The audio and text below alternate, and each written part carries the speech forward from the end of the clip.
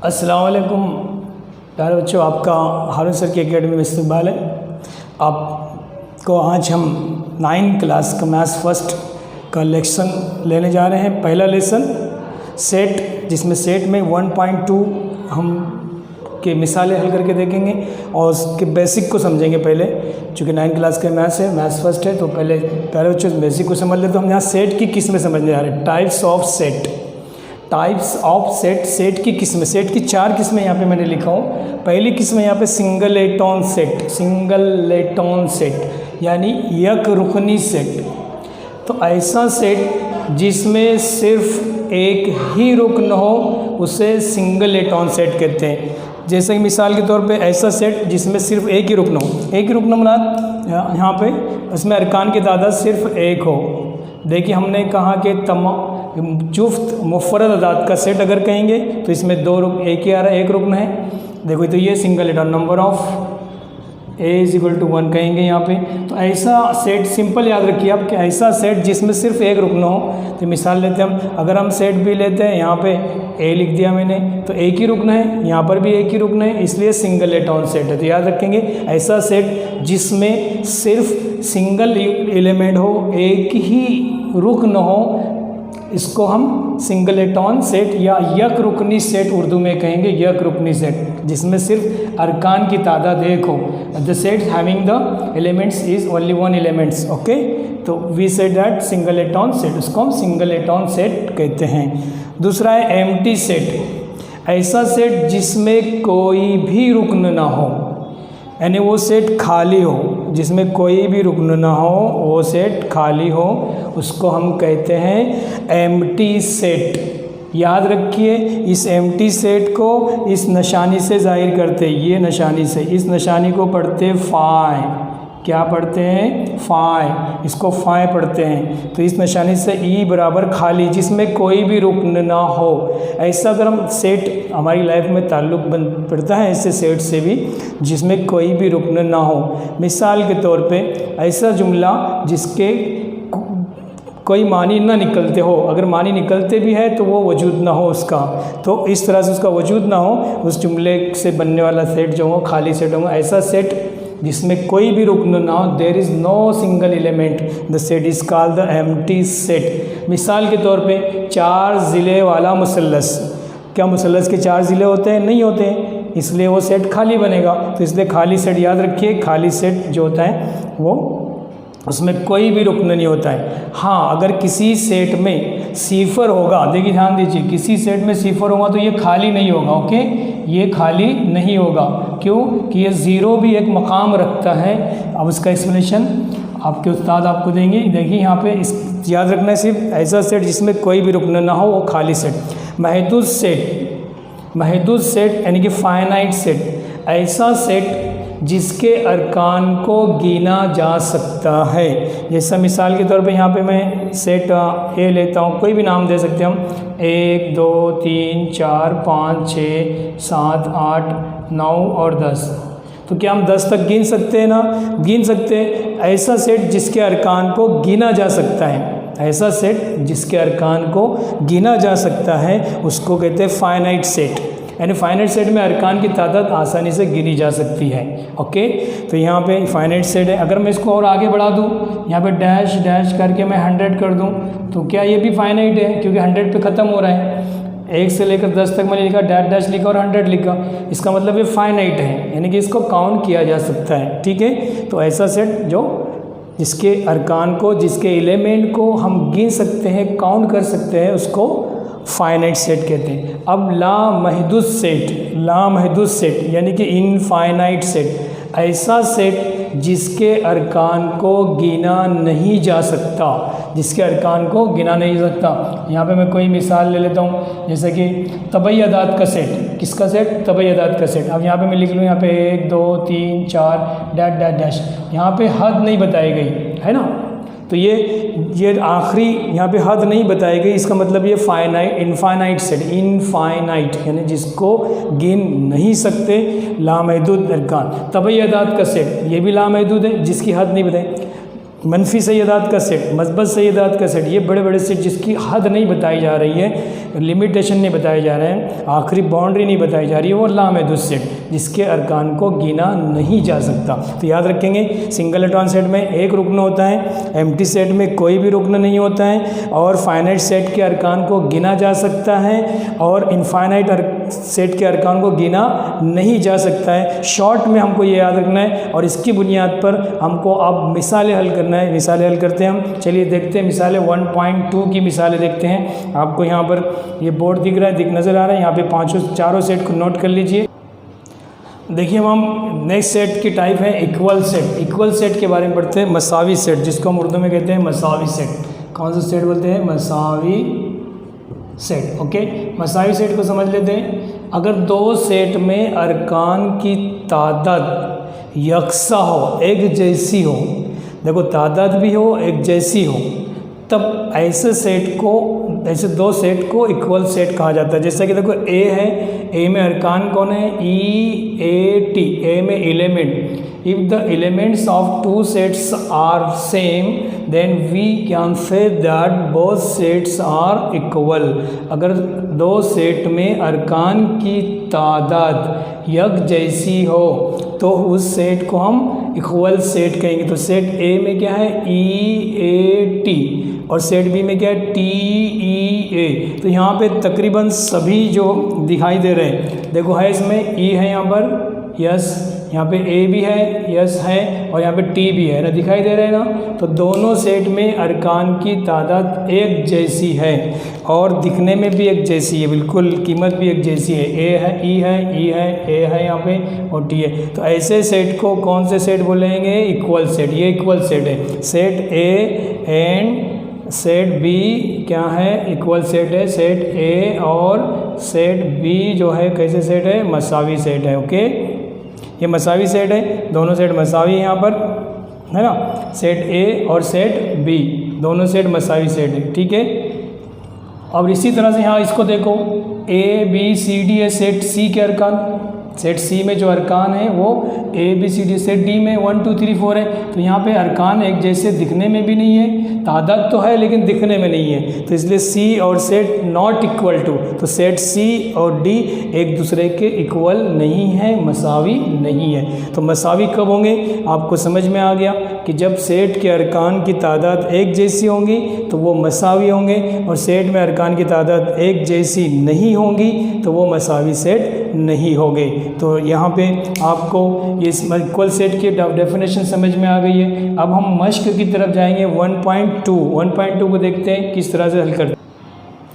देखिए पहला सवाल कहा गया कि decide which of the set are equal और not and justify your answer. अपना जवाब चेक करके देखिए कि नीचे दो सेट दिए गए ए बी सी, ये इक्वल है या नहीं है, मसावी है या नहीं है, हमको बताना है। मंदरजा झैल सेट में कौन से सेट मसावी है और कौन से मसावी नहीं है, और वजह अपने को बताना है। यहाँ पे देखिए, यहाँ पे एक मसावी है कि नहीं। तो सेट ए दिया गया, ये सेट बी है और ये सेट सी। अब चेक करना है हमको, ये एक्चुअल आपको ये इबारती तरीके से दिया गया है, ये रूल्स मेथड के हिसाब से दिया गया है आपको। हमको इसको थोड़ा सा हम फहरिस्त में कन्वर्ट करते हैं या अंडरस्टैंडिंग करते हैं। तो कैसे समझेंगे कि ये सेट में कितने अरकान हैं? तो अगर हम ये 3x - 1 = देखो यहाँ पे क्या है, 3x - 1 = 2 है।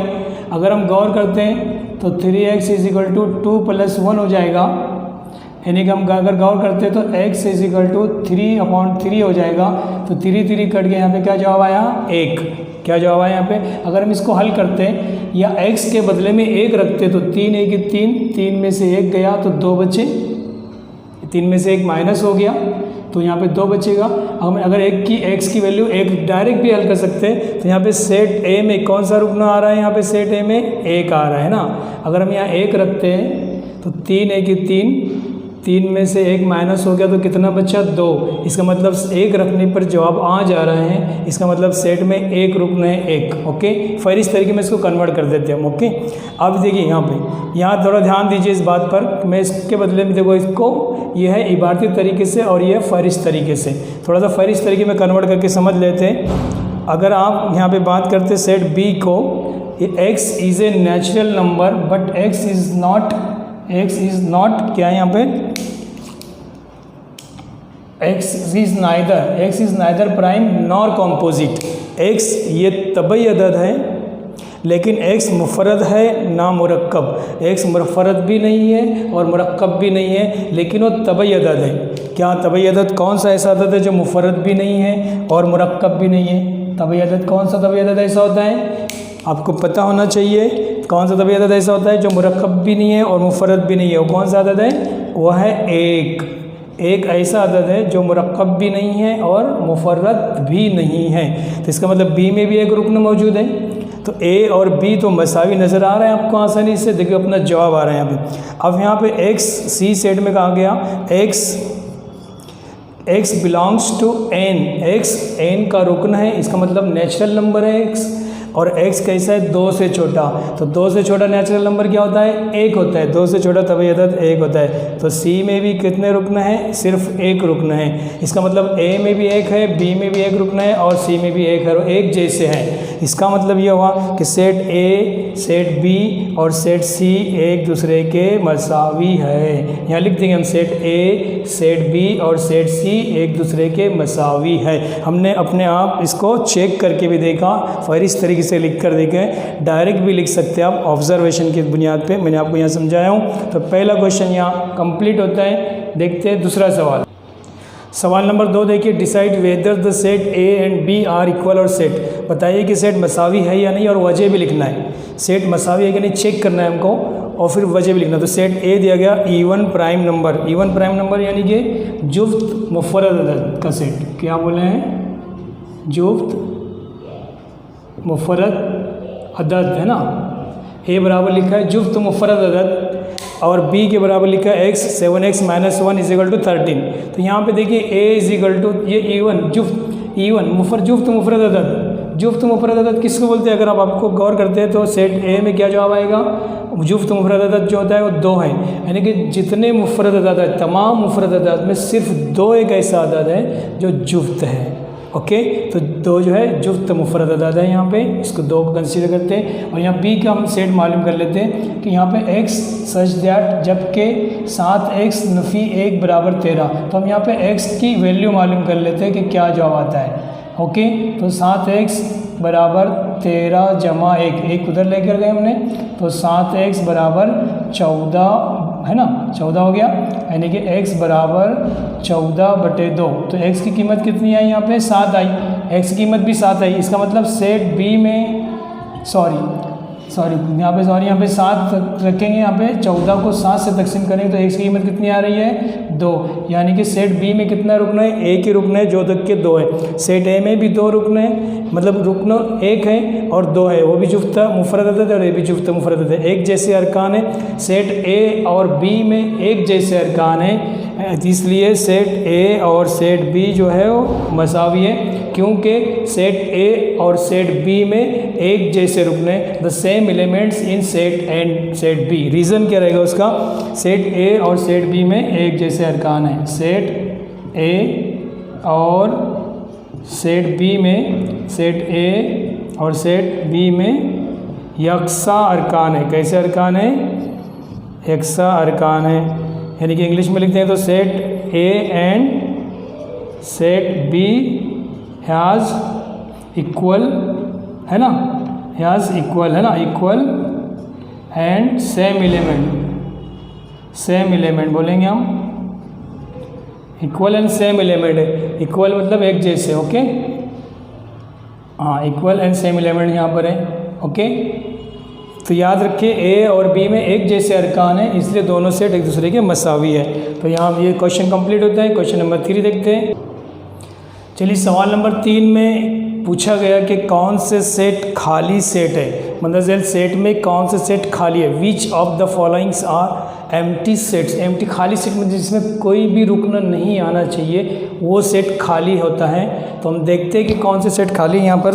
तो पहले बच्चों देखिए, इस तरह से हम आपको यहाँ पे सवाल को पढ़ना है। पहले अच्छे से सवाल पढ़ लेते हैं हम लोग। यहाँ पर देखिए ए दिया गया क्वेश्चन ए में A is A is a natural number smaller than zero.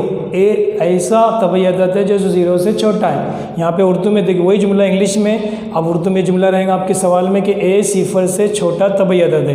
क्या सिफर से छोटा तबई अदद होते हैं? सिफर भी तबई अदद नहीं होता है, जबकि एक तबई अदद होता है, इसलिए सिफर से छोटा कोई भी तबई अदद हमको नहीं मिलेगा। इसलिए ए का जवाब क्या रहेगा? ए कैसा सेट रहेगा? खाली। ये सेट खाली है। क्या है? खाली सेट है ना। ओके, सेट, ये सेट क्या है? खाली। खाली सेट है क्या? नहीं, ये खाली सेट है। क्यों? कि उसमें कोई भी रुकना नहीं है। क्यों? क्योंकि सिफर से छोटा कोई भी तबई अदद नहीं होता है, इसलिए वजूद नहीं। X square is equal to zero, तो ज़ीरो का स्क्वायर ज़ीरो होगा, है ना। यहाँ पे देखिए zero, x square is equal to zero. Zero की कौन सी वैल्यू रखते हैं? अगर हम यहाँ ज़ीरो का मुरब्बा लेते हैं तो ज़ीरो ही जवाब आएगा। इसका मतलब सेट बी में कुछ ना कुछ रुकन है, बी में कोई ना कोई रुकन है। कौन सा ज़ीरो है? तो ये खाली सेट नहीं है, एम्प्टी।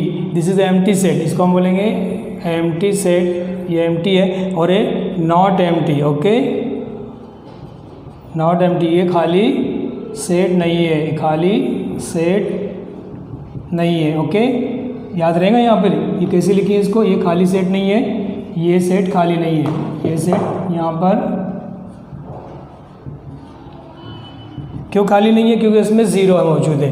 तो ये खाली है और ये खाली नहीं है ना। अब इसको देखते हम, ये खाली और ये खाली नहीं है। यहाँ पे मैं जस्ट कट कर रहा हूँ आपको समझने के लिए कि खाली सेट है और ये सेट खाली नहीं है। अब इसको देखते हैं। तो x such that 5x - 2 is equal to 0, 5x नफ़ी 2 बराबर 0। अब x की कौन सी कीमत रखेंगे? तो x की कौन सी कीमत रखेंगे? तो उस वक्त इसकी कीमत 0 आना चाहिए, लेकिन x की वही कीमत रखना है जो तबई अदद हो। अगर हम कसर में कोई कीमत रखेंगे तो 0 आ सकता है, लेकिन अगर हम x की कीमत अगर 1 रखते हैं तो 5 1 5 होगा, 5 में से 2 जाएगा तो 0 नहीं बचेगा, 0 नहीं बचेगा, है ना। तो इसका मतलब ये जुमला जो दिया गया ये गलत है तबई अदाद के लिए। ओके, ये जो मसावत दी गई है तबई अदाद के लिए ये गलत है। ओके, नहीं, एक्स की कोई भी वैल्यू तबई अदद की शक्ल में रखने पर जवाब सिफर नहीं आएगा, इसलिए सेट सी क्या है? खाली है। ये सेट खाली है ना, खाली सेट। ओके, तो खाली सेट आपको समझ में आया? Empty set. ओके, इसको हम एम्प्टी सेट, तो सेट सी जो है वो एम्प्टी सेट है, तो ये एम्प्टी है। तो खाली सेट का मतलब समझ में आया कि जिसमें कोई भी रुकन ना हो। और ये सेट को समझना है आपको, मसावत को समझना है। एक्स की कौन सी कीमत तबई अदद में से कौन सा अदद रखेंगे तो जवाब 0 आना चाहिए।